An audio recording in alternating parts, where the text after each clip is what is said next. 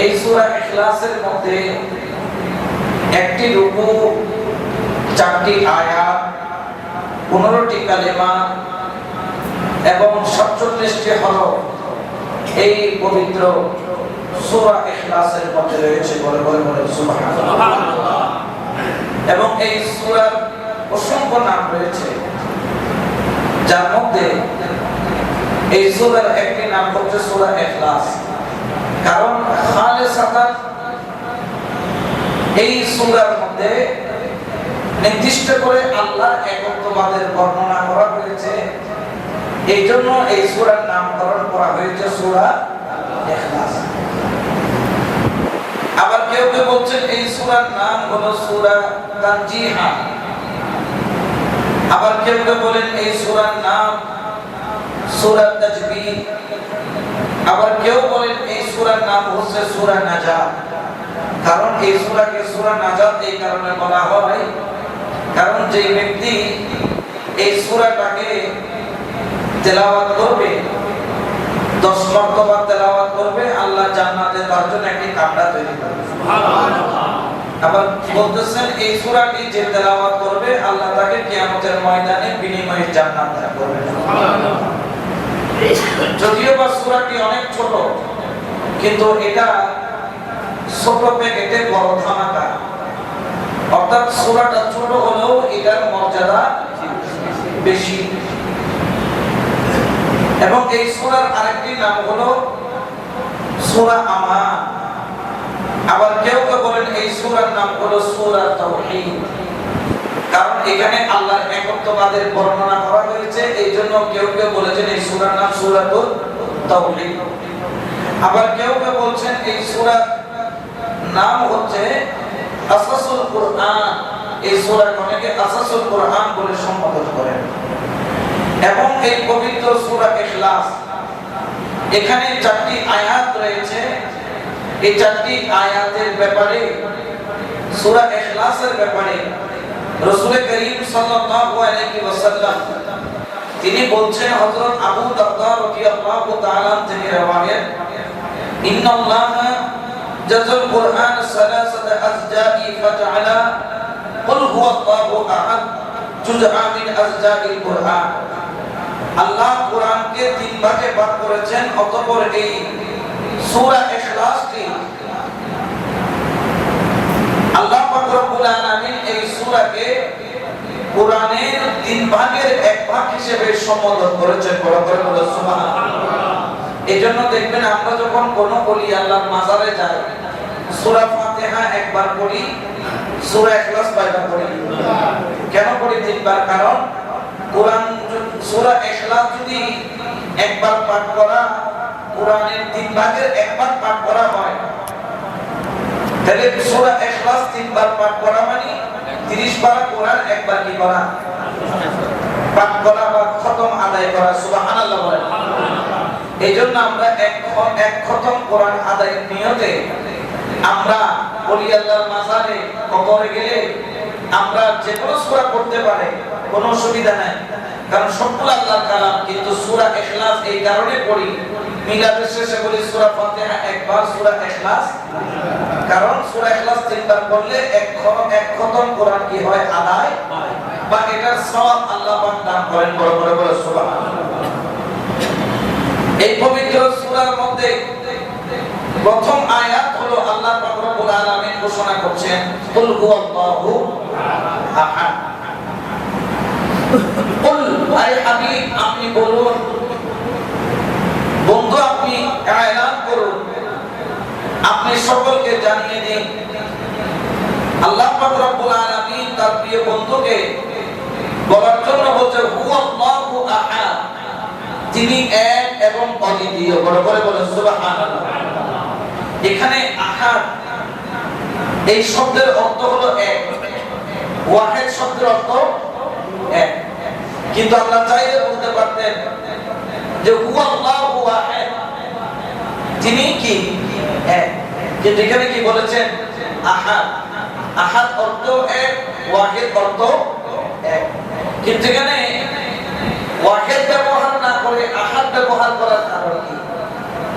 কারণ যদি এক ব্যবহার করত, ওয়াহিদ ব্যবহার করত, তাহলে খেয়াল রাখবেন ওয়াহিদের পরে ইসনা, ইসনার পরে সালাসা, সালাসার পরে আরবা, আরবার পরে খামসা, খামসার পরে সিত্তা, সাবআ, সামানিয়াতা, তিসআ, আশরা, আহাদা আশরা, ইসনা আশরা, এইভাবে একটার পর একটা অঙ্ক আসতো। একের পরে দুই, দুইয়ের পরে তিন, তিনের পরে চার, চারের পরে পাঁচ, এইভাবে একটা অংশ আসতো। কুল হুয়াল্লাহু আহাদ, আহাদ বলা হয় যেটার কোনো আগেও নাই পিছেও নাই, যার কোনো দ্বিতীয় নাই। বড় করে বলেন সুবহানাল্লাহ। যেমন এখানে চেয়ার কয়টা? একটা, কিন্তু এটা ওয়াহিদ নয়, এটা আহাদ, এটা আহাদ নয়, এটা ওয়াহিদ। ওয়াহিদ মানে কি? যেমন এখানে একটা চেয়ার হলো, এই চেয়ারের মধ্যে হাতের দানিটা আলাদা, দুই হাতের দুইটা দানি আলাদা, এখানে তলা আলাদা, খুঁটি আলাদা, এগুলাকে ঝুলিয়ে পেরেক মেরে মেরে কি করা হয়েছে। যদিও বা চেয়ার দেখতে একটা বোঝায়, কিন্তু এখানে অনেক কিছু সমষ্টি আছে, অনেক কিছু কি আছে, সমষ্টি আছে। এই জন্য এখানে ওয়াহিদ ব্যবহার করা হয়েছে, যে একটা চেয়ার, কুরসি হচ্ছে একটা, কিন্তু আল্লাহর ব্যাপারে বলতে পারতো যে আল্লাহ ওয়াহিদ, কুল হুয়াল্লাহু আহাদ, আল্লাহ এক। কিন্তু আহাদ কেন বললেন? কারণ আল্লাহ কারো থেকে সৃষ্টি হন নাই, আল্লাহর ভিতরে কোনো সৃষ্টির কোনো, আল্লাহ পাক রব্বুল আলামিনের ভিতরে সৃষ্টির কোনো জুজ নাই বা সৃষ্টির কোনো উৎস নাই। আল্লাহ পাক এক এবং অদ্বিতীয়, এই কারণে যার মধ্যে কোনো বাহ্যিক কোনো ইন নাই, আবার আল্লাহ পাক রব্বুল আলামিন থেকে আউট কিছু হয় নাই। এই জন্য রব্বুল আলামিনকে ওয়াহিদ হিসেবে সম্বোধন করা হয়েছে। বড় করে বলো সুবহানাল্লাহ। এবং এখানে বলা হচ্ছে কুল, বন্ধু আপনি বলেন। এখানে তো আল্লাহ নিজে বলতে পারতেন হুয়াল্লাহু আহাদ, আমি আল্লাহ কি, কিন্তু এখানে বলছেন আল্লাহ নিজে বলছেন কুল, আরে হাবিব আপনি বলেন। কেন আল্লাহ আপনি বলতে পারেন না? আল্লাহ বলে আমি তো পারি। তো আল্লাহর হাবিবকে দিয়ে কেন বলাচ্ছেন? বলানোর কারণটা কি? আল্লাহ রাব্বুল আলামিন তার প্রিয় বন্ধুকে বলছে, বন্ধু তুমি বলো। কারণ কি? কারণ আমার আল্লাহ পছন্দ করেন, আল্লাহর শান আল্লাহর প্রিয় বন্ধু বলবে, আর আল্লাহর প্রিয় বন্ধুর শান খুদ আল্লাহ বলবে। সুবহানাল্লাহ। এটা হচ্ছে বন্ধুর প্রতি বন্ধুর ভালোবাসা। ও বন্ধু তুমি আমি আল্লাহর প্রশংসা করো, আমি আল্লাহ তুমি বন্ধুর প্রশংসা করব। ও বন্ধু তুমি আমি আল্লাহর মহত্ব বর্ণনা করো, আমি আল্লাহ তুমি বন্ধুর শান বয়ান করব। তুমি বলো কুল হুয়াল্লাহু আহাদ, বন্ধু তুমি এলান করো, সকলকে জানিয়ে দাও আল্লাহ এক এবং অদ্বিতীয়, একক এবং অদ্বিতীয়। এটার ব্যাপারে আল্লাহ বন্ধুকে দিয়ে বলাচ্ছেন। কিন্তু বন্ধুর শান যখন আসলো, আমার আল্লাহ নিজে এলান করেন ওয়ারাফা'না লাকা যিকরাক, ও বন্ধু আমি তোমার জিকিরকে বুলন্দ করলাম। বন্ধুর প্রশংসা যখন আসলো, আল্লাহ বন্ধুকে দিয়ে বলাই না, আল্লাহ নিজে বলেন আলাম নাশরাহ লাকা সাদরাক, ও বন্ধু আমি তোমার সিনাকে প্রশস্ত করলাম, তোমার সিনাকে বেলায়েতের নবুয়তের খজিনা বানায়া দিলাম। বলে বলেন সুবহানাল্লাহ। যখন আল্লাহর প্রশংসার ব্যাপারে আসলো, আল্লাহ বন্ধুর নাম এলান করলো, বন্ধু তুমি বলো। আর যখন বন্ধুর প্রশংসার ব্যাপার আসলো, বন্ধুর ঘরের কসম করে লা উকসিমু বিহাযাল বালাদ, বন্ধুর ঘরের কসম করে খুদ আল্লাহ তার কোরআনের আয়াত শুরু করতেছে। কিন্তু নিজের ব্যাপারে যখন প্রশংসার বিষয় আসলো, আমার আল্লাহ বললেন বন্ধু তুমি আমি আল্লাহর প্রশংসা করতে থাকো। অর্থাৎ বোঝা গেল রাসূলের কাজ হচ্ছে আল্লাহর প্রশংসা করা, আর আল্লাহ বেছে নিয়েছেন রাসূলের প্রশংসা। এই জন্য আমরা যখন প্রত্যেক মাহফিলের মধ্যে, তাকরীরের মধ্যে আমরা যখন ওয়াজ নসিহত শুরু করি, এই জন্য একটি আয়াত কম্পালসারি পড়ি, ইন্নাল্লাহা ওয়া মালাইকাতাহু ইউসাল্লুনা আলান নবী ইয়া আইয়ুহাল্লাযীনা আমানু সাল্লু আলাইহি ওয়া সাল্লিমু তাসলিমা। সুবহানাল্লাহ। তো এটার অর্থ কি? এটার অর্থ হচ্ছে আল্লাহ এবং আল্লাহ পাক রব্বুল আলামিন ওয়া মালাইকাতুহু তার ফেরেশতারা ইউসাল্লুনা আলান নবী, নবীর উপর কি পড়ে? যেখানে আল্লাহ বলেন বন্ধু তুমি বলো আমি আল্লাহ তোমার উপর দরুদ পড়ি, এটা বলেন নাই। এখানে বলছে আমি আল্লাহ নিজে বন্ধু আমার ফেরেশতাদেরকে নিয়ে তোমার উপর দরুদ পড়ি। এই ইমানদারগণ যারা বেঈমান তারা করতে পারবে না, যাদের কাছে কি আছে। এইজন্য ইয়া আইয়ুহাল্লাযীনা আমানু বলেছে, ইয়া আইয়ুহাল মুসলিমুন বলে নাই, ইয়া আইয়ুহান নাস বলে নাই, ইয়া আইয়ুহাল ইনসান বলে নাই। কারণ বন্ধুর দরুদ পড়ার জন্য যোগ্যতা লাগে। বন্ধুর দরুদটা পড়ার জন্য কি লাগে? আল্লাহর নাম সবাই জপতে পারে, বন্ধুর নাম সবাই জপতে পারে না। ঈমানদারদেরকে ডাকছেন ইয়া আইয়ুহাল্লাযীনা আমানু, মুসলমানদের মধ্যে যারা ঈমানদার তোমরাই, আমি আল্লাহ তোমাদেরকে হুকুম করছি তোমরা আমার বন্ধুর উপর দরুদ পড়ো। তাহলে কেউ যদি দরুদ পড়তে যদি কারো ভিতরে খটকা লাগে মনে করবেন আপনার ভিতরে এখনো ঈমানের আলো। আর বন্ধুর দরুদ পড়তে গিয়ে যাদের অন্তর খুশি হয়ে যায় মনে করতে হবে আমার ভিতরে ঈমানের আলো। তাহলে একটু প্রমাণ হয়ে যাক সালাতুন ইয়া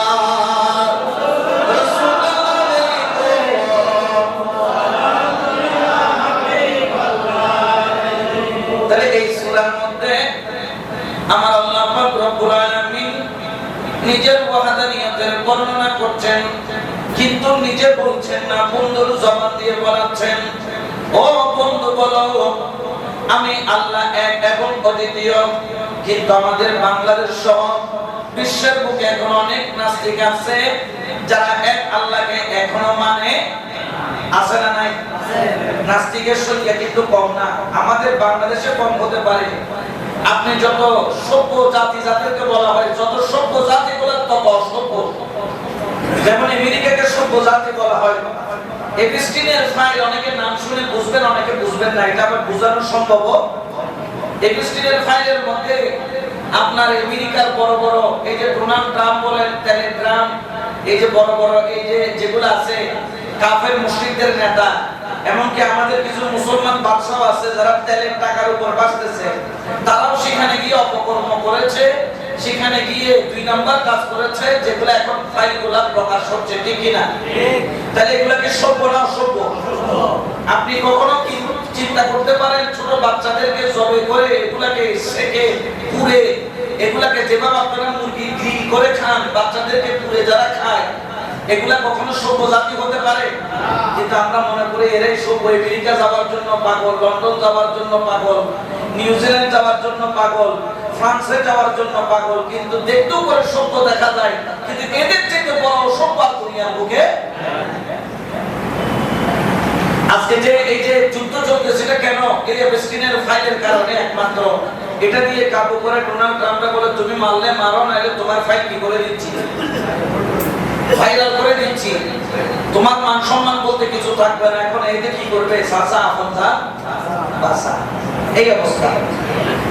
সবকে যে আল্লাহর ওয়াহদানিয়তকে মানে, যেমন আমাদের ইমামে আযম আবু হানিফা রাহমাতুল্লাহ আলাইহি, অনেকে আবার মাযহাব মানতে চান না, এরকম অনেক ফাঁকি আছে না? তারা নিজেরা মুস্তাহিদ গবেষক। যদি ভালো করে যদি কোরআন পড়তে দেয় তার 32টা থেকে 33টা বাকি যাবে, যা 32টা থেকে 33টা বাকি যাবে। যদি বলো যে একটু করে কোরআন পড়ো, ভালো করে কোরআন পড়তে দিলে বা তার 32টা থেকে 33টা বাকি যায়, এতে মাযহাব মানে না, এতে নিজে নিজে কোরআন গবেষণা করবে। কোরআন পড়তে পারে না, গবেষণা করতে গেলে। আর আপনি যদি মুস্তাহিদ হন আপনার মাযহাব মানার দরকার নাই। যারা মুস্তাহিদ নয় তারা মাযহাব মানে। কারণ আমাদের বর্তমান সময়ে মানুষের অত সময় নাই, অত জ্ঞান নাই, অত বুদ্ধি নাই, যারা কোরআন হাদিস থেকে গবেষণা করে করে করে করে বিভিন্ন মাসালা বের করবে। যেমন ইমামে আযমের সাথে একদিন এক নাস্তিকের মুনাজারা, ওই নাস্তিককে কেউ পরাজিত করতে পারে নাই। ইমামে আযম বললেন আমি তার সাথে মুনাজারা করব। ইমামে আযম ডাক দিলেন, ধরেন কি দিল, বোঝা আগামী শুক্রবার জুমার নামাজের পরে মুনাজারা হবে। কোথায়? কোথাগ্রাবাদ, একদম 4 রাস্তার মোড়ে বসে মুনাজারা হবে। এখন ইমামে আযমের বাড়ি ঘর কালুঘাটের ওই পারে, উনি এখান থেকে এখানে মুনাজারা করতে আসবেন। এখন জুমার নামাজের পরে নাস্তিক তার দলবল নিয়ে বসে আছে মুনাজারা করার জন্য, কিন্তু ইমামে আজমের কোনো খবর। জুমার নামাজের পরে 1 ঘন্টা চলে গেল, 2 ঘন্টা চলে গেল, 3 ঘন্টা চলে গেল, আসরের নামাজের ওয়াক্ত চলে গেল, মাগরিব চলে গেল, এশার কাছাকাছি হয়ে গেল। দেখে ইমামে আজমের কোনো খবর নাই। মুসলমানরা লজ্জিত হয়ে মাথা নিচু করে আছে। ওই নাস্তিক বলল, তোমার ইমামে আজম কোথায়? সবাই চুপ করে রইল। আর ওই মুহূর্তে নাস্তিক বলল, তোমার ইমামে আজম, আমি নাস্তিককে ভয় পাই, আমার সাথে মুনাজারা করতে আসে নাই। দেখা গেল এই কথা বলতে না বলতে ইমামে আজম আবু হানিফা রাহমাতুল্লাহ আলাইহি ওই ব্যক্তির সামনে এসে উপস্থিত হয়ে গেল। বড় করে বলেন সুবহানাল্লাহ। ওই নাস্তিক পরিত্যাগ দেখে বলল, ও আবু হানিফা, ও নওমান, তোমার আসার কথা ছিল বাদাল জুমা, এখন তো বাদাল এশা, এতক্ষণ কেন সময় লাগলো? বলেন, আমি বোয়ালখালী থেকে আসতেছিলাম, মাঝখানে কর্ণফুলী নদী পড়েছে, নদী পার হওয়ার জন্য কোনো নৌকা নাই। আমি একটা গাছ দেখলাম, ওই গাছটা নিজে নিজে কাটা আরম্ভ হলো, নিজে নিজে কেটে নিজে নিজে তক্তা হয়ে গেল, আর নিজে নিজে তক্তা হয়ে নিজে নিজে জোড়া লেগে গেল, নিজে নিজে জোড়া লেগে নিজে নিজে নদীর মধ্যে নেমে পড়লো। আমি সেই নৌকার মধ্যে উঠে পড়লাম, আর সেই নৌকা দিয়ে কর্ণফুলী নদী পার হয়ে তোমার কাছে আসলাম।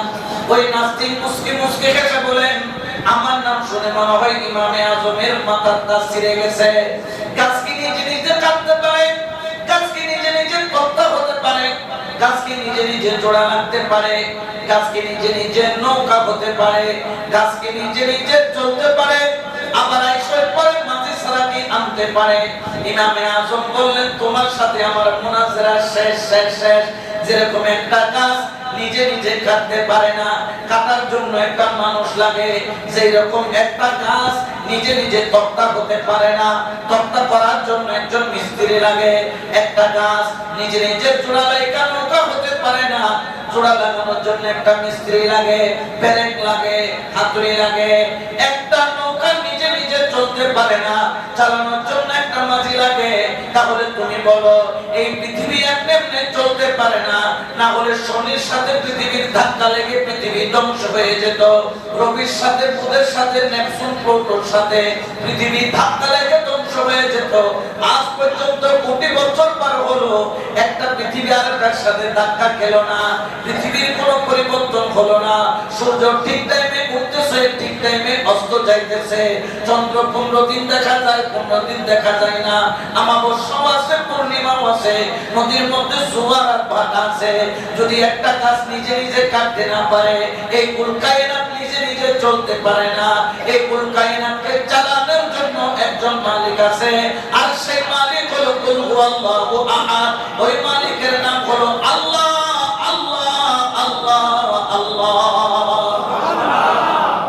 ওই মালিকের নাম কি? আল্লাহ। এজন্য শায়র বলেন, আল্লাহু আল্লাহু তুমি জানলে জালালু, আল্লাহু আল্লাহু তুমি জানলে জালালু। আরে শেষ করা তো চাই না গেলে তোমার কোনো গান, তুমি কাদের গফার, ও তুমি জলিল জব্বার, ও তুমি কাদের গফার, ও তুমি জলিল জব্বার, অনন্ত অসীমে তুমি রহিম রহমান। আল্লাহু আল্লাহু সুবহানাল্লাহ। কারণ আল্লাহর সাথে কারো কোনো তুলনা চলে না। এই জন্য আমার আল্লাহ পাক কালামের মধ্যে সূরা ইখলাসের মধ্যে বলছেন, কুল হুয়াল্লাহু আহাদ। ও বন্ধু, আপনি বলেন, বন্ধুকে দিয়ে বলাইয়া কুল কায়নাতকে জানায়া দিলেন, বন্ধুর সমকক্ষ তোমরা কেউ হতে পারবে না। এই বন্ধুকে দিয়ে আল্লাহ বলাইয়া বন্ধুর গুরুত্ব বাড়াইয়া দিলেন। বন্ধু বললেন, আল্লাহ কি বলবো? হুয়াল্লাহু আহাদ। আপনি বলেন বন্ধু আল্লাহ এক এবং অদ্বিতীয় আল্লাহুস সামাদ আল্লাহুস সামাদ তিনি কারো মুখাপেক্ষী নন তিনি কারো মুখাপেক্ষী এটার সমাজের অর্থ এইভাবে করলে স্বয়ং সম্পূর্ণ হয় না এটার অর্থ করতে হবে এইভাবে তিনি কারো মুখাপেক্ষী নন সারা দুনিয়া তার মুখাপেক্ষী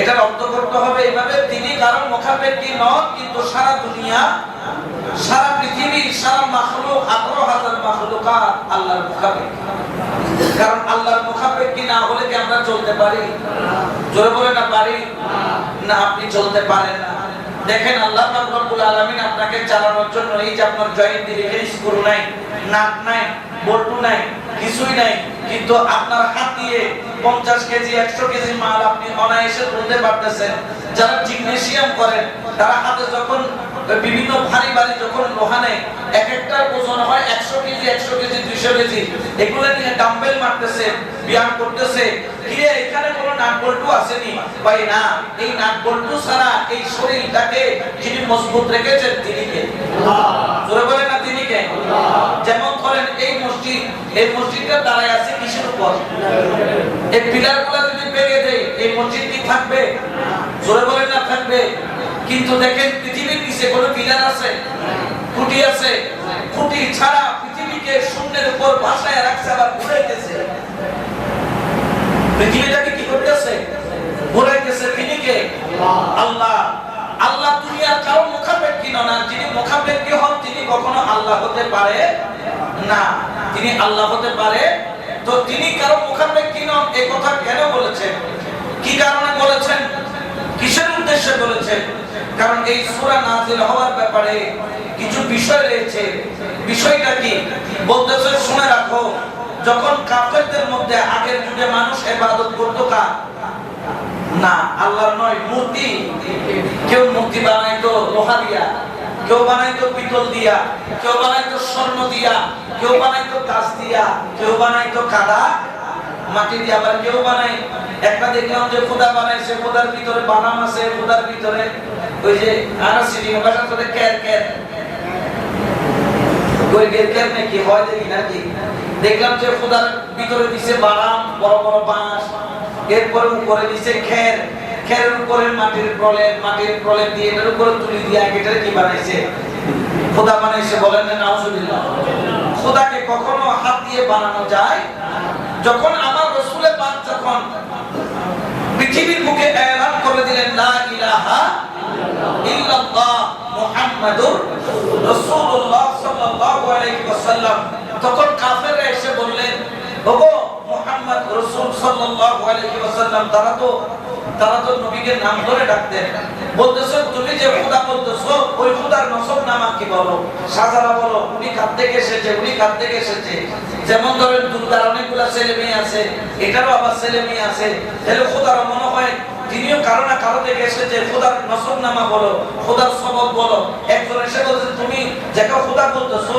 এটা কি স্বর্ণের তৈরি না রূপার তৈরি না মাটির তৈরি আমাদেরকে একটু বলো কারণ কাবা শরীফের মধ্যে 360টা নাউজুবিল্লাহ খোদা বানায় রাখছিলেন তারা একটা বৃষ্টি দিবেন একটা রিজিক দিবেন একটা হায়াত দিবেন একটা শরীরে তাকত দিবেন একটা যুদ্ধের মধ্যে বিজয় দান করবেন একটা রোগ হলে রোগ থেকে মুক্তি দান করবেন একটা এই দুনিয়াদারিতে তোমাকে টাকা পয়সা দিবেন ধন দৌলত দিবেন এরকম ভাবছিল তো তোমার এই খোদা ওগো রাসূল তুমি যাকে খোদা বলতেছো এই খোদার সম্পর্কে একটু বলো এটা কি রূপার তৈরি এটা কি মাটির তৈরি এটা কি স্বর্ণের তৈরি এটা কি কিসের তৈরি তখন আমার রাসূল করিম সাল্লাল্লাহু আলাইহি ওয়াসাল্লামকে আল্লাহ বলে দিচ্ছেন বন্ধু আপনি তাদেরকে বলে দেন কুল হুয়াল্লাহু আহাদ আল্লাহ হচ্ছেন ওই জাত যার সাথে পৃথিবীর কারো কোনো শরীক হওয়ার মধ্যে কোনো শরীক হওয়ার কোনো বিধান বা শরীক হওয়ার জন্য কোনো সুযোগ নাই তিনি এক এবং অদ্বিতীয় তিনি সোনা থেকেও তৈরি হয় নাই রূপা থেকেও তৈরি হয় নাই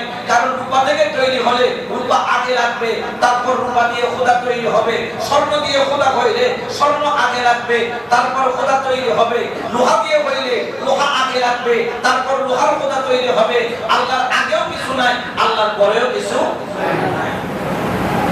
এইজন্য আল্লাহ পাক রব্বুল আলামিন পবিত্র কোরআনে বলছেন কুল হুয়াল্লাহু আহাদ এটার একটা উদাহরণ দিতে পারি। আহাদ কি কারণে বললেন? এখানে তো এখানে কাগজ, আচ্ছা ধরেন এখানে কেন আল্লাহ ওয়াহিদ বললেন না আহাদ বললেন, তার একটা বুঝার একটা উদাহরণ দিই। এটা কি একটা কাগজ, এখানে কয়টা? একটা। তো এটা যদি মাঝখান দিয়ে ভাঁজ করে যদি ছিঁড়ে ফেলি তখন কাগজ হবে কয়টা? তাহলে একটা থেকে কয়টা হলো?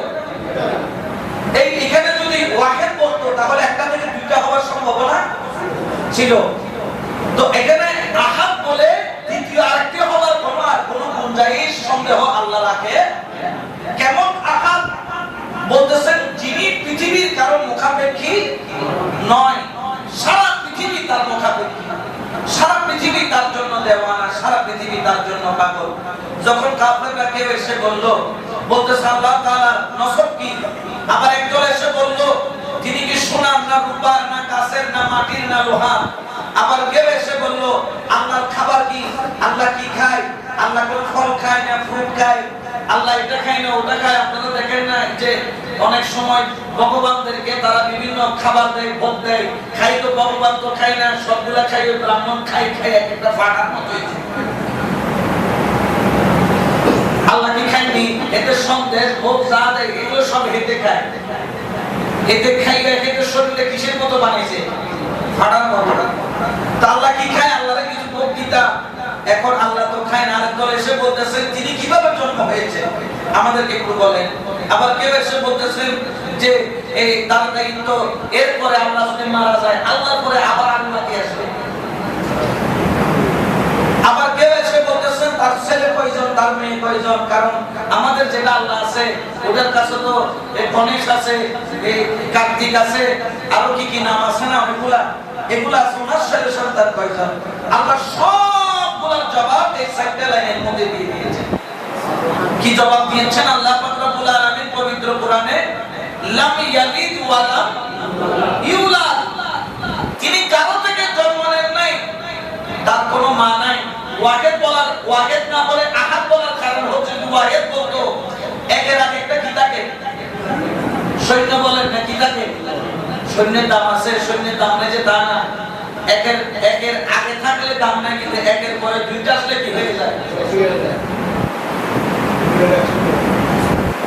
সৈন্যেরও দাম আছে। যদি আল্লাহ ওয়াহিদ বলতো তাহলে তার আগে একটা জিরো থাকতো, তারপরে 2 থাকতো, তারপরে 3 থাকতো, তারপরে 4 থাকতো, যেগুলো তাদের মধ্যে আছে। আল্লাহ ওয়াহিদ বলে দিয়ে, ওয়াহিদ না বলে আহাদ বলে দিয়ে বুঝাই দিলেন তার আগেও কিছু নাই, তার পিছেও। তিনি স্বর্ণ দিয়ে বলে একজন ক্রিয়েটর থাকতো স্বর্ণগুলোকে জমা করার জন্য, কিন্তু তার কোনো ক্রিয়েটর নাই। লাম ইয়ালিদ ওয়া লাম, কারণ ইহুদিদের মধ্যে ছিল যারা উযাইর আলাইহিস সালামকে আল্লাহর সন্তান বলতো। আবার অনেকে ছিলেন হযরত মারইয়াম আলাইহিস সালামকে আল্লাহর বিবি বলতো, নাউজুবিল্লাহ বলেন। আবার হযরত ঈসা আলাইহিস সালামকে আল্লাহর সন্তান এখনো খ্রিস্টানরা বলে। তো আল্লাহ পাক বলে দিলেন লাম ইয়ালিদ ওয়া লাম ইউলাদ, আমার কোনো মা বাবা নাই বা আমার কোনো সন্তান সন্ততিও, অর্থাৎ তিনি কারো থেকে প্রজনিত হয় নাই, তার থেকে কেউ প্রজনন করেন নাই। লাম ইয়ালিদ ওয়া লাম ইউলাদ, এইজন্য আল্লাহ এক এবং অদ্বিতীয়। এই পবিত্র কোরআনের এই সূরাটা শুধু কোরআনে আছে তা নয়। সূরা ইখলাস,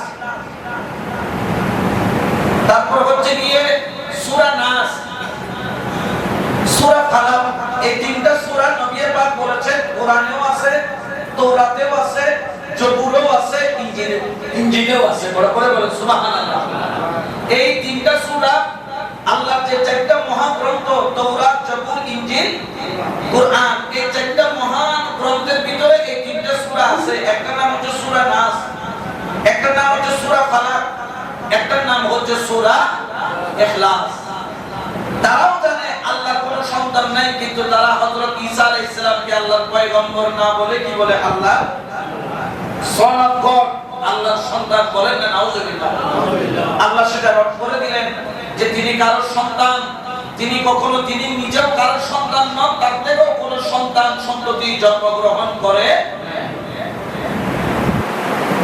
ওয়ালাম ইয়াকুল লাহু কুফুয়ান আহাদ, আর তার সমকক্ষ কেউ নাই কিয়ামত পর্যন্ত। পৃথিবীর কোন শক্তি আল্লাহর সমকক্ষ হতে পারবে না। দাবি করেছিল ফিরাউন নামের ব্যক্তি নিজেকে, আনা রাব্বুকুমুল আ'লা, আমি গোলাম তোদের বড় খোদা, বড় খোদা, বড় খোদা। কিন্তু দাবি করার জন্য ফিরাউন নাকি একটা বিশাল বড় ময়দান, এটা প্যারেডের ময়দান নয়, এটা কোন রেড কোর্সের ময়দান নয়। ওই যে ঢাকার মধ্যে একটা বিশাল বড় ময়দান আছে, সোহরাওয়ার্দী ময়দান নয়, সোহরাওয়ার্দী ময়দান থেকেও হাজার গুণ বড় ময়দানের মধ্যে ফিরাউন নাকি একটা 900 গজের ইন্তজাম করেছে। 900 গজ হলো কেমন?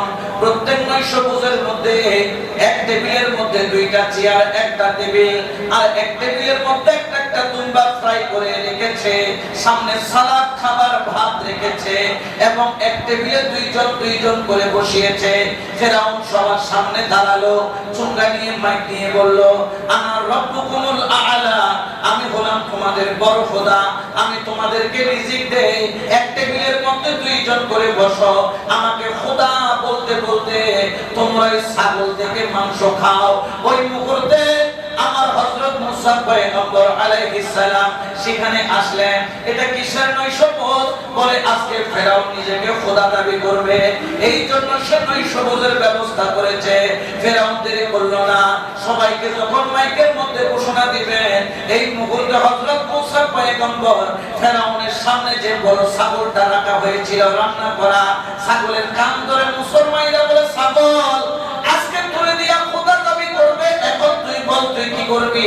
কান ধরে যখন রান্না করা ফ্রাই করা, ওই ছাগলের কান ধরে মোচড় দিল। ছাগল মেঘ করে ডাক দিয়া বলে, ফেরাউনের খোদা দাবির মধ্যে আমি ছাগল নাই, আমি দৌড় দিয়া পালাইলাম। সুবহানাল্লাহ। এখন ইমাম সাহেবের ছাগল যখন ফালাইলো, মুক্তাদির ছাগলগুলো আছে,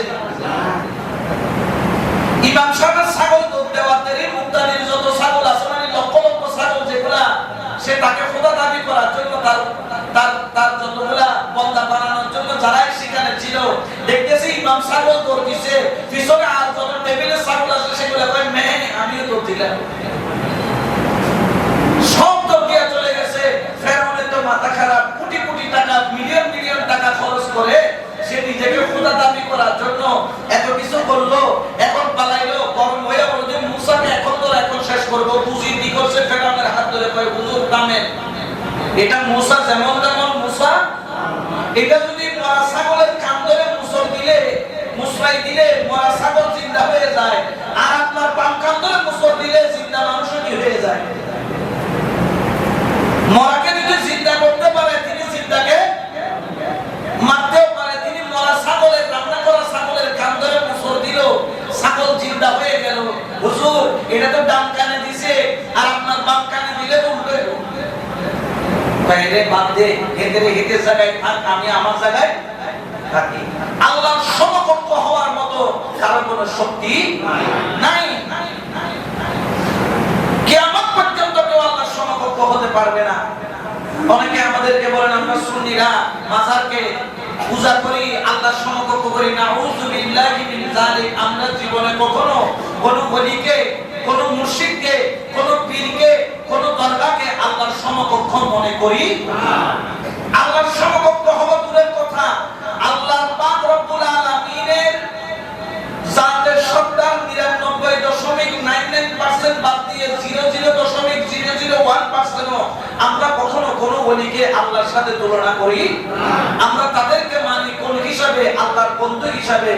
আমরা তাদেরকে মানি আল্লাহর খলিফা হিসাবে, আল্লাহর প্রতিনিধি হিসাবে। ইন্নী জাইলু ফিল আরদি খলিফা। আমরা তাদেরকে মানি আলা ইন্না আউলিয়াল্লাহি লা খাউফুন আলাইহিম ওয়া লা হুম ইয়াহজানুন হিসাবে। আমরা তাদেরকে মানি এরকম মানি ইয়া আইয়ুহাল্লাযীনা আমানু তাকুল্লাহা ওয়া কুনু মা'আস সাদিকিন হিসাবে। উচ্চ আওয়াজে বলেন না সুবহানাল্লাহ। যদি কোরআনে এগুলো না বলতো আমরা ওলি আল্লাহ মানতাম না। যেহেতু আল্লাহ বলেছেন তাদের নিকটে যাইতে আমরা যাই, যেহেতু তাদেরকে আল্লাহ ওলি বলেছেন সেজন্য যাই, তবে তাদের কাছে চাই না, তাদের উসিলা দিয়ে কার কাছে চাই? আল্লাহর কাছে। বলেন না কার কাছে? যেমন আপনারা মসজিদে নামাজ পড়েন, ঘরে নামাজ পড়তে পারতেন না? ঘরে নামাজ পড়া যায় না? যাই তো ঘরে জামাত করলে তো অসুবিধা আছে। বাপ বেটা 3 জন হয়ে গেলে তো জামাত হয়ে যাবে। তো মসজিদে কেন আসেন? ঘরে নামাজ পড়লে যে সওয়াব, মসজিদে পড়লে 27 গুণ বেশি সওয়াব, 27 গুণ। তাহলে আল্লাহর ঘরের একটা মর্যাদা আছে না নাই? তো আপনার ঘর ইট দিয়ে বানাইছে, এই ঘর কি অন্য কিছু দিয়ে বানাইছে? এটাও ইট দিয়ে বানাইছে। পার্থক্য কি?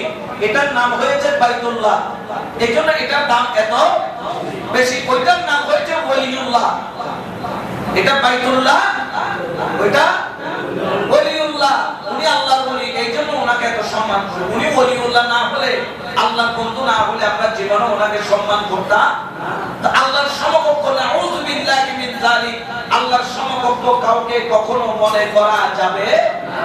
মনে করা যাবে না বলতে এটা যদি অন্তরে অন্তরে খেয়াল রাখেন, আপনার ঈমান সেখানে কি হয়ে যাবে, শেষ মুখে বলা লাগবে না, অন্তরে খেয়াল করলেও যে উনি আমার আল্লাহর সমকক্ষ, আপনার ঈমান চলে যাবে।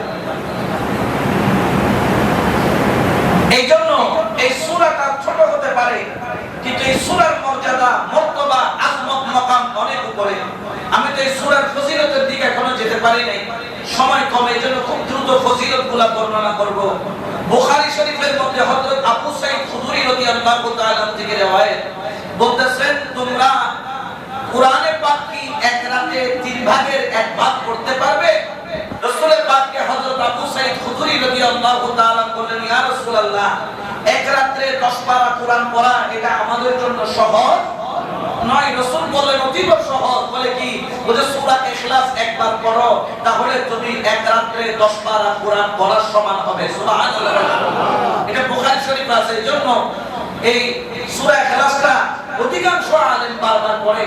কেন পড়ে? নামাজের মধ্যে অনেকে বলে যে হুজুর একটা সূরা ছোট কেন, সূরা কেন পড়েন? আসলে আপনি জানেন বুখারী শরীফের মধ্যে রয়েছে হযরত আম্মা জান আয়েশা সিদ্দিকা রাদিয়াল্লাহু তাআলা আনহা থেকে রওয়ায়াত, এক সাহাবীকে সঙ্গে নিয়ে, দম নিয়ে এক যুদ্ধের মধ্যে পাঠিয়েছেন। তিনি কি করতেন? প্রত্যেক নামাজে দ্বিতীয় রাকাতে সূরা ইখলাস, দ্বিতীয় রাকাতে সূরা। তখন রাসূল পাক সাল্লাল্লাহু আলাইহি ওয়াসাল্লামের কাছে এসে বললেন, ইয়া রাসূলুল্লাহ, আমরা এটার তেলাওয়াত খুব পছন্দ করি, কিন্তু উনি বারবার সূরা ইখলাস পড়ে, বারবার সূরা ইখলাস পড়ে। রাসূল বললেন তাকে জিজ্ঞেস করো কেন পড়ে? তখন ওই সাহাবী বললেন, ওগো মুসলমানেরা, সাহাবীরা শোনো, আমি সূরা ইখলাস বারবার কেন পড়ি জানো? বলে কেন?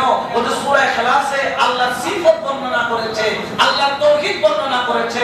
আল্লাহর তাওহীদ বর্ণনা করতে আমার বেশি ভালো লাগে, বেশি পছন্দ লাগে, বেশি ভালোবাসি। রাসূলের পাককে বলার পরে রাসূল বলছেন, যাও তাকে গিয়ে বলো সে আল্লাহর তাওহীদকে ভালোবেসেছে, তা নয় আল্লাহ তাকে ভালোবেসেছে। সুবহানাল্লাহ। আল্লাহ তাকে ভালোবেসেছে। তৃতীয় নম্বর এটার ফজিলত বর্ণনা করতেছেন হযরত আনাস বিন মালিক রাদিয়াল্লাহু তাআলা, ওনার থেকে রওয়ায়াত, রাসূল পাক তাবুকের যুদ্ধের মধ্যে গেলেন। যখন তাবুকের যুদ্ধের মধ্যে গেলেন, রাসূল পাক সাল্লাল্লাহু আলাইহি ওয়াসাল্লাম দেখলেন সেই দিনের সূর্যটা অন্যান্য দিনের সূর্যের চাইতে অধিক সুন্দর। সেই দিনের আলোর মধ্যে একটা নূর ভরপুর হয়ে গেছে। হযরত জিবরাইল আমিনকে রাসূল পাক ডাক দিলেন, জিবরাইল, আজকে সূর্যের আলো এত মজা কেন? আজকে দিনের বেলার আলোর মধ্যে তো নূর কেন? তখন রাসূল পাক সাল্লাল্লাহু আলাইহি ওয়াসাল্লামকে ওই হযরত জিবরাইল আমিন তিনি বললেন, ইয়া রাসূলুল্লাহ, ইয়া হাবিবাল্লাহ, আপনার একজন সাহাবী মদিনার মধ্যে কিছুক্ষণ আগে ইন্তেকাল করেছে, যার নাম হচ্ছে মুআবিয়া বিন মুআবিয়া আল-লাইসি আল-মুজান্নি। একজন সাহাবী ইন্তেকাল করেছে, তার ইন্তেকালে আল্লাহর রহমতের ফেরেশতারা জমিনে এসে ভরপুর হয়ে গেছে, এইজন্য চারিদিকে নূর দেখা যাচ্ছে। রাসূলের পাক জিজ্ঞেস করলেন, আমার ওই সাহাবীর কি গুণ ছিল এত ফেরেশতা আসলো? তখন বললেন, ইয়া রাসূলুল্লাহ, এই সাহাবীটা দিনের বেলায়, রাতের বেলায়, জাগ্রত অবস্থায় যখনই সুযোগ পাইতো সূরা ইখলাস পড়তো। সুবহানাল্লাহ। রাসূলের পাক বলেন, আমি কি তার জানাজা পড়াবো না? যার জন্য এত ফেরেশতা জিবরাইল আমিন তার নূরের ডানা দিয়ে মাটির মধ্যে পাড়ি দিলেন, মদিনা তাবুকের জমিনের কাছে নিয়ে আসলেন। রাসূল পাক ইমামতি করলেন। রাসূল পাকের পিছনে 2 কাতার মুসল্লি ছিল। 2 কাতার কারা? 2 কাতারের মধ্যে প্রথম কাতারে 70,000 ফেরেশতা, দ্বিতীয় কাতারে 70,000 ফেরেশতা। সুবহানাল্লাহ। শুধু সূরা ইখলাস পড়ার কারণে ওই ব্যক্তি জানাজার মধ্যে 70 গুণ 1,40,000 ফেরেশতা এসেছে। বড় করে বলেন না সুবহানাল্লাহ। যারা ব্যবসা করেন তারা ব্যবসার মধ্যে বরকতের উপায় হচ্ছে সূরা ইখলাস। অনেকে বলে না ব্যবসার মধ্যে লস, আপনি সূরা ইখলাস পড়বেন দোকানে বসে বসে, ঘুমাবার আগে সূরা ইখলাস টান করে দিয়ে ঘুমাইয়ে টান করে দিয়ে ঘুমাবেন, সূরা ইখলাস পড়তে পড়তে ঘুমাবেন। আল্লাহ বলতেছে তাকে কিয়ামতের ময়দানে ডান দিকে জান্নাতের দরজা তার জন্য খুলে রাখবে। এরপরে হচ্ছে কি তিরমিজি শরীফের মধ্যে আছে হযরত আনাস রাদিয়াল্লাহু তাআলা থেকে রওয়ায়াত, এক সাহাবী আরজ করলেন, ইয়া রাসূলুল্লাহ, আমি সূরা ইখলাসকে খুব পছন্দ করি। তখন রাসূল পাক সাল্লাল্লাহু আলাইহি ওয়াসাল্লাম বললেন, হে সাহাবী, আল্লাহ তোমাকে পছন্দ করেন এবং তার বিনিময়ে তোমাকে জান্নাত দান করবেন। সুবহানাল্লাহ। এই সূরা ইখলাসের মর্যাদা বর্ণনা করতে গিয়ে মুসনাদে আহমদের মধ্যে বলতেছেন, যেই ব্যক্তি 10 বার সূরা ইখলাস দিনে পড়বে, কয়বার? 10 বার সূরা ইখলাস পড়বে, ওই ব্যক্তির জন্য আল্লাহ জান্নাতে একটি ইয়াকুত জাবারুত পাথর দিয়ে কামরা তৈরি করবে। সুবহানাল্লাহ। যে 20 বার পড়বে 2টা তৈরি করবে, যে 30 বার পড়বে 3টা তৈরি করবে। তখন হযরত ফারুক আযম বললেন, ইয়া রাসূলুল্লাহ, তাহলে তো জান্নাতের কামরা আমাদের পুরো ভরপুর হয়ে যাবে, জান্নাতে শুধু আমাদেরই কামরা হবে। 10 বার পড়লে কয়টা কামরা? একটা। 20 বার পড়লে, 30 বার পড়লে, 40 বার পড়লে, এরকম বাড়তেই থাকবে, বাড়তেই থাকবে, বাড়তেই থাকবে। এরপরে 6 নাম্বার হলো সুনানে দারমির মধ্যে বলতেছেন, যে ব্যক্তি এই সূরা ইখলাস, যে ব্যক্তি এই ইমাম তাবরানী রাহমাতুল্লাহ আলাইহি নকল করে বলতেছেন, যে ব্যক্তি ঘরে প্রবেশ করে সালাম দিয়ে, ঘরে যে আছে তাকে সালাম দিয়ে সূরা ইখলাস যে ব্যক্তি একবার পড়বে, আমরা তো ঘরে ঢুকে সালাম দিয়ে ঢুকে, অনেকে তো সালাম দেওয়ার কোনো আই কেন সালাম দিয়ে মাই করো জামাই আর বউ কি দিবে দেয়। রাসূল পাককে কেউ কখনো আগে সালাম দিতে, তো রাসূল পাক বলছেন যে ঘরের মধ্যে ঢুকে সালাম দিবে, যদি ঘরে কেউ না থাকে আমি রাসূলকে সালাম দিব। সুবহানাল্লাহ। তার মানে তারপরে কে আছে? তো রাসূল না থাকলে কি সালাম দিত? এখন অনেকে বলবে এটা বেদাত, এটা শিরক। রাসূল কেমনে করে তাই রাসূল তো মরে গেছে। যে ঘরে ঢুকে ঘরের পরিবারকে সালাম দিয়ে ঢুকবে এবং সূরা ইখলাস একবার পড়বে, অথবা সে ঘরে ঢুকে কেউ না থাকলে আমি রাসূলকে সালাম দিবে, সূরা ইখলাস একবার পড়বে, কয়েক মর্তবা করে শরীফ পড়বে, আল্লাহ পাক রব্বুল আলামিন তার থেকে সমস্ত গরীবী হালতকে দূর করে দিবেন। সুবহানাল্লাহ। সমস্ত গরীবী হালত চলে যাবে। এরকম রাসূল পাক একজনকে বুদ্ধি দিলেন, তুমি এই কাজ করো। কিছুদিনের মধ্যে দেখা গেল যে সে গরীব থেকে আমির হয়ে গেল, ধনী হয়ে গেল। উচ্চ আওয়াজে বলেন সুবহানাল্লাহ। এইজন্য আপনাদের খেদমতে আরজ থাকবে, সূরা ইখলাসটাকে হালকা করে দেখার কোনো সুযোগ, জোরে বলেন না, কোনো সুযোগ। এইজন্য হাদিস শরীফের মধ্যে হযরত আবু দারদা রাদিয়াল্লাহু তাআলা তিনি বলতেছেন, রাসূল পাক থেকে নকল করছেন, ইন্নাল্লাহা জাযাল কুরআন সালাসাতা আযজাই ফাজআলা কুল হুয়াল্লাহু আহাদ জাযাআ মিনাল আযজাই কুরআন। বলতেছেন এই আল্লাহর কোরআনকে 3 ভাগ, আল্লাহ পাক রব্বুল আলামিন কোরআনকে 3 ভাগে ভাগ করেছেন, অতঃপর এই সূরাটিকে এক ভাগে পরিণত করেছেন, অর্থাৎ আল্লাহ কোরআনকে 3 ভাগ করেছেন। শুধু কুল হুয়াল্লাহু আহাদ এই সূরাটাকে আল্লাহ 3 ভাগে কয় ভাগ করেছেন? এক ভাগ। অর্থাৎ এইটা বললে আপনি কোরআন 3 ভাগের 1 ভাগ করার সমান। তো এটা কিভাবে বললেন ঘটনাটা বলি। একদিন রাসূল পাক মসজিদের মধ্যে বলছে, আমি তোমাদেরকে প্রতিদিন যদি কোরআনের 3 ভাগের 1 ভাগ করতে বলি কেমন হবে? বলছি, ইয়া রাসূলুল্লাহ, আমাদের তো কষ্ট হবে, কিন্তু করতে চাও বলে চাই, তাহলে আমার সাথে পড়ো। আপনারা বলেন, কুল হুয়াল্লাহু আহাদ আল্লাহুস সামাদ লাম ইয়ালিদ ওয়া লাম ইউলাদ ওয়া লাম ইয়াকুল লাহু কুফুয়ান আহাদ। এখন মনে করলে এরপরে রাসূল আরো অনেক করবেন, আরো অনেক। রাসূল আস্তে করে উঠে হুজরাইত থেকে, মসজিদ থেকে বের হয়ে হুজরাইত চলে গেলেন। যাওয়ার পরে অনেকক্ষণ বসে আছে, কি রে রাসূল আসে না কেন? 3 ভাগের 1 ভাগ কোরআন কখন পড়বো? দেখেন সাহাবারা আদবওয়ালা জায়গা থেকে কেউ নয়টায় বসে আছে, কিন্তু চিন্তাও হচ্ছে। অনেকক্ষণ পরে রাসূল আসছেন, কি রে তোমরা বসে আছো কেন? ইয়া রাসূলুল্লাহ, আপনি না বলছেন 3 ভাগের 1 ভাগ কোরআন পড়াবেন? বুঝা হয়ে গেছে তো? বুঝে কি হয়েছে? বুঝে সূরা কুল হুয়াল্লাহ শরীফ তোমরা যেটা পড়ছো, এটা হচ্ছে গিয়ে আল্লাহ কোরআনকে 3 ভাগে ভাগ করেছে, এই 3 ভাগের 1 ভাগ হচ্ছে কুল হুয়াল্লাহ শরীফ। বড় করে বলো সুবহানাল্লাহ। এইজন্য এই সূরা ইখলাস এটাকে ছোট করে দেখার কোনো সুযোগ নাই। চেষ্টা করবেন ব্যবসার ফাঁকে ফাঁকে সূরা ইখলাস, ব্যবসার মধ্যে মন্দা চলতেছে, সূরা ইখলাস পড়বেন। সূরা ইখলাস এটা এই সূরা ইখলাস কিন্তু আরো অনেকগুলো ফজিলত আছে। যাদের সন্তান হয় না এটার জন্য সূরা ইখলাস, যারা আল্লাহর করিব হতে চায় এটার জন্য সূরা ইখলাস, যারা বিপদ থেকে মুক্তি চায় সূরা ইখলাস, পরিবারের শান্তি চায় সূরা ইখলাস। এত গুরুত্বপূর্ণ সূরা এটা, এটা আপনি কল্পনাও করতে পারবেন।